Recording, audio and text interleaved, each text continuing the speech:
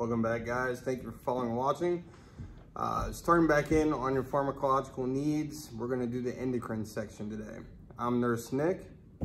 I'm an ACLS, BLS, and PALS certified instructor with the AHA. I'm also a pharmacology instructor in nearby college. So this will be divided up in a few different sections. We're going to start with, these are all the endocrine drugs, but we're going to primarily talk about anti-diabetic drugs initially, all right? So the first couple of drugs, the first piece of information you need to really understand before you talk about anti-diabetic drugs is you gotta know a little bit about diabetes. So there's two types of diabetes. There's gonna be type 1 and type 2, of course, right? With type 1, who are those generally diagnosed? They're generally diagnosed at a younger age because the beta cells in the pancreas are having issues actually secreting insulin, right? So at a younger age, if the beta cells in the pancreas aren't secreting insulin, generally type 1 diabetics are going to be prescribed insulin for treatment. I hope that makes sense. Next is type 2 diabetes, and these can develop later in life, and generally sometimes it's going to be related to a resistance in insulin for the uptake of the person. So with type 2 diabetes, those people are generally going to be prescribed oral anti-diabetics. We're going to talk about a couple of those today. So type 1 gets insulin, diagnosed early.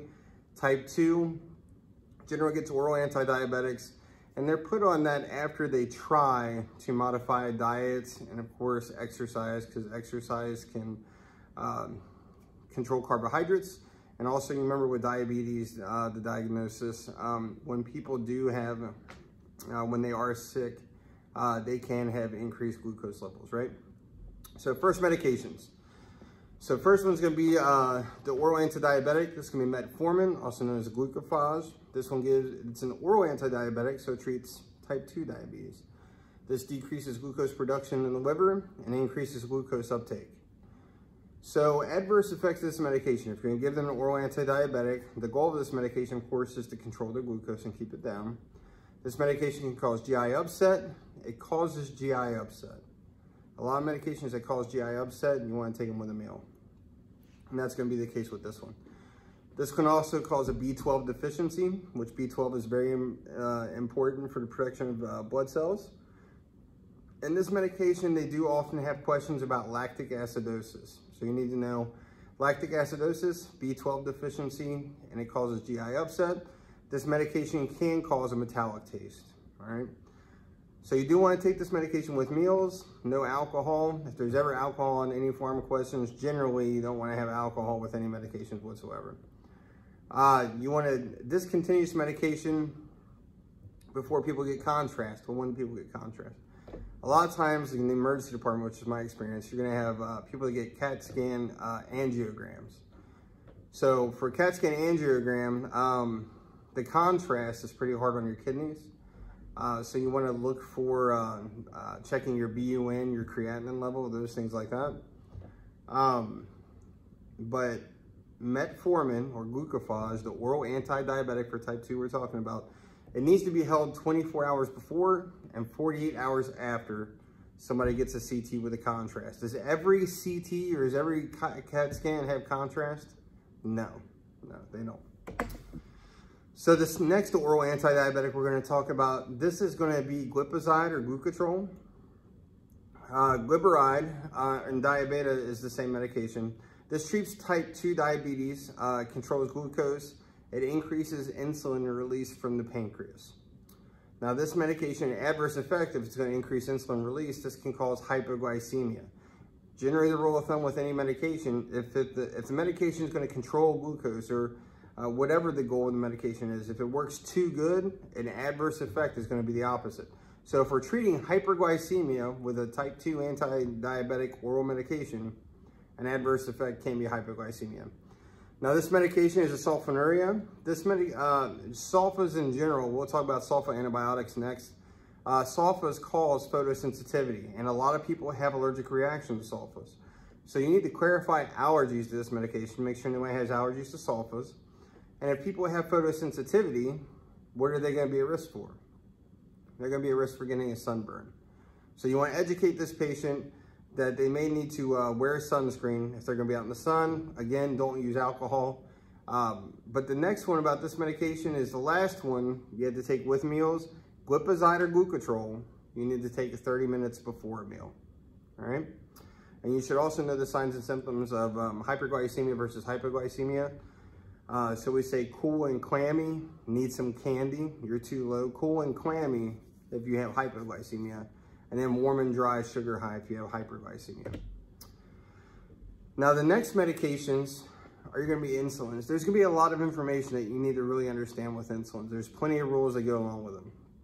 I kind of created this thing where you want to learn like a G. All right, so learn like a G. It's kind of funny anyway. Learn like a G. You don't really need to eat. So a lot of my students will make fun of me like, oh, we're going to learn like a G. Yeah, okay, you need to learn like a G. These are insulins. What does learn like a G mean? So L is for Lispro, A is for Aspart, R is for regular, N is for NPH, and G is for Glargine, or Glargine, however you want to say it.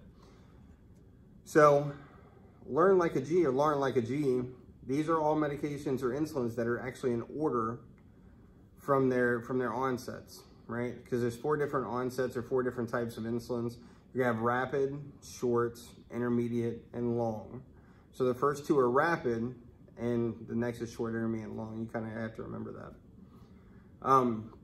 You do want to memorize this chart because a lot of questions related to insulins are when you're going to get their tray, how often should you give this insulin, does this insulin peak, all of that information. So you do want to know about onset, peak, and duration, how long the insulin lasts in your system.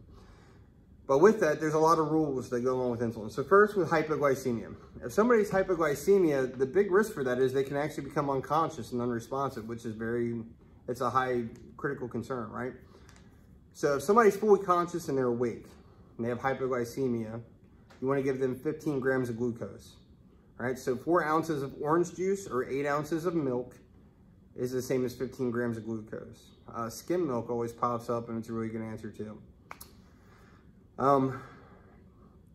If they're lethargic or unresponsive or unable to drink, because you can't give them something to drink if they're unresponsive, you can use glucagon or glucogen, or you can give them IVD50 if they're altered or if they have altered mental status. And if you've ever pushed an AMPA D50 in the hospital, I mean, it's like one of these big ampulovitals, and it's pretty hard to push. It's really thick stuff. So we give that stuff to treat hypoglycemia again. Insulin, may need to increase insulin during illness because their glucose can be up. And then also you need to recognize Nancy Reagan RN, or in our school we say Nancy Ritzenthaler RN because she's amazing. So Nancy Reagan RN is NPH regular NPH. This is also known as cloudy, clear, clear, cloudy. This is the order that you need to insert air into insulin and then draw it out without contaminating specimens, because NPH is actually, what's the word I'm looking for? Suspension. NPH is a suspension. And with suspensions, you want to roll those. You never want to shake suspensions. So if a short acting, and most insulins are actually going to appear clear. NPH is the one that's cloudy. So if you know it to be a clear insulin and it appears cloudy, it's not good. Also, insulin rules that you need to know is unopened vials, which means the cap's still on them. They haven't been popped off yet. Unopened vials should be kept in the refrigerator. Very good. Once you actually open them, the vial, once you've opened, can be kept at room temperature, and they're only good for 28 days. You need to mark the expiration on there, right? I always tell students, remember, like 4 weeks or 30 days or a month or something like that. It's 28 days. So unopened, you keep in the fridge. Once they're opened, they can be kept at room temperature, but they're only good for 28 days. Very good. Another rule that you're going to remember is regular. Regular is the only one that you're actually going to give IV. Regular insulin can be given IV in critical situations. A lot of times in emergency departments, somebody comes in with DKA, diabetic ketoacidosis. They have very high glucose levels, and then also their electrolytes have kind of shifted around as well. The reason we give insulin IV for DKA patients, critical patients, is those patients generally have hyperkalemia. So you should know regular insulin is the only one you'll give IV, and the reason that we give that IV is to push potassium back into the cells to decrease that hyperkalemia problem. Additionally, around insulin and diabetes, it's always good to know your HbA1c labs. You really want to be lower than 6.5% for your HbA1c. And your HbA1c, your hemoglobin A1c, does check your blood glucose level for the last 90 days. So you don't have to fast when you go to take an HbA1c. Insulin can be given during pregnancy. And then remember, type 1 versus type 2. Type 1 are people that are diagnosed when they are younger. So the medications type 1 gets are going to be insulin. And type 2 is going to be diagnosed later in life, and those people usually get oral anti-diabetics, and that's after they go to a doctor and they try to modify diet and exercise. Very good. The next one is a hyperglycemic agent. This is glucagon or glucogen. We actually just talked about that. What you need to recognize is if somebody's having a hypoglycemic episode, you can give them glucagon or glucogen, which glucagon has glucose in the word. So that's given to bring up their glucose. This medication can cause GI upset. And then also after they wake up and they're alert and oriented and they're able to swallow, you want to give them food and drink to actually keep on their stomach, all right? Because when people are having a severe hypoglycemic episode, their glucose can quickly fall back down again. You want to understand the source. Is it just because their metabolic rate, or do they have an insulin pump? You know, I've had a patient that had an insulin pump that didn't stop firing, and she lost consciousness when she was brought into the ER. So try to think about those things. Thanks for watching. We're going to start with growth hormone on the next video. Please like, follow, and share. Thank you, guys.